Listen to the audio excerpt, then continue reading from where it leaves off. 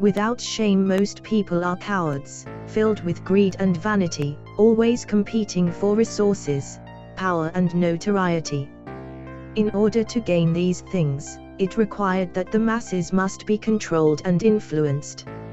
In order to acquire resources, blood has to be spilled and our young have to be sacrificed for the greater good. A life, for the sake of the spring. Blood sacrificed in order for the water to flow. Lotteries created evolved into words like the draft, and our children soon march blindly into death's shadow. This was all done in the name of patriotism.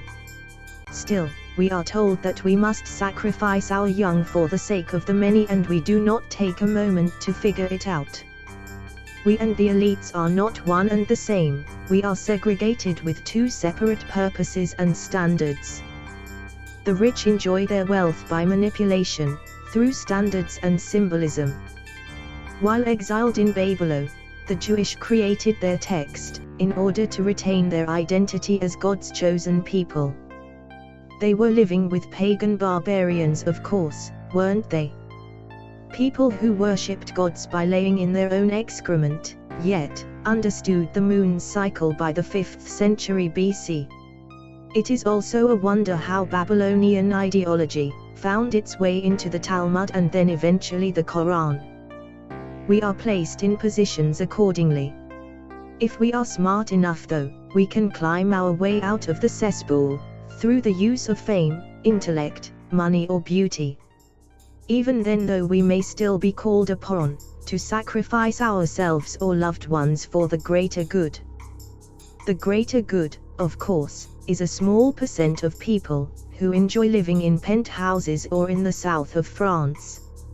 It's all about wants and needs, and the object of the game is the rich manipulating the poor, in order to gain what they want.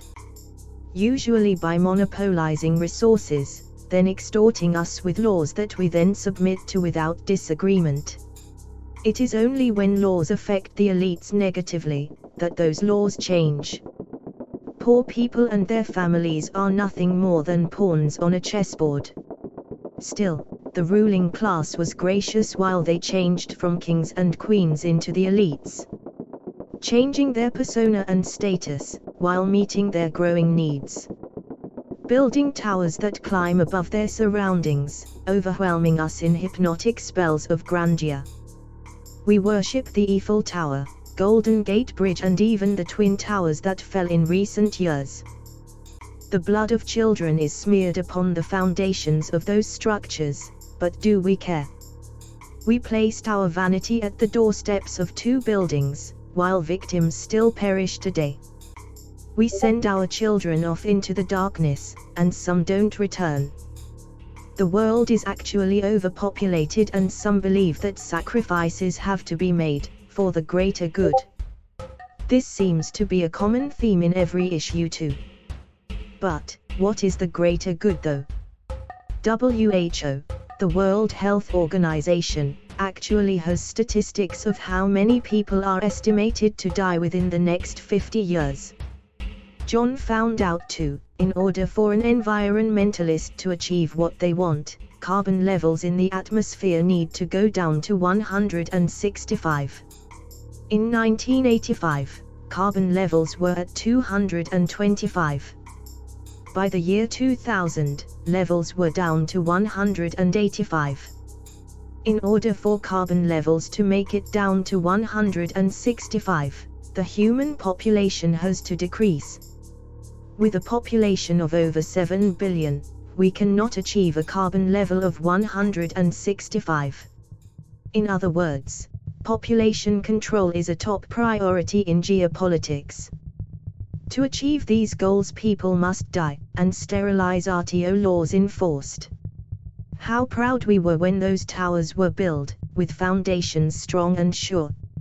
Under those towers a spring was buried, filled with chaos and fury so pure.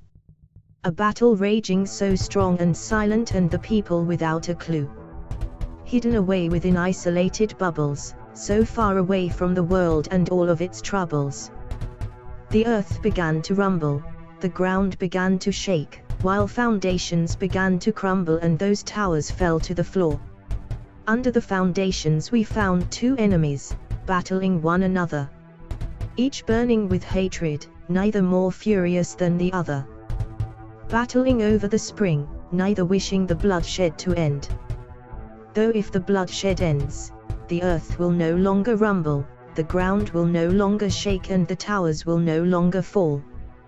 Brainwashed with propaganda, listening to stories that are told, boys and girls wish to adventure.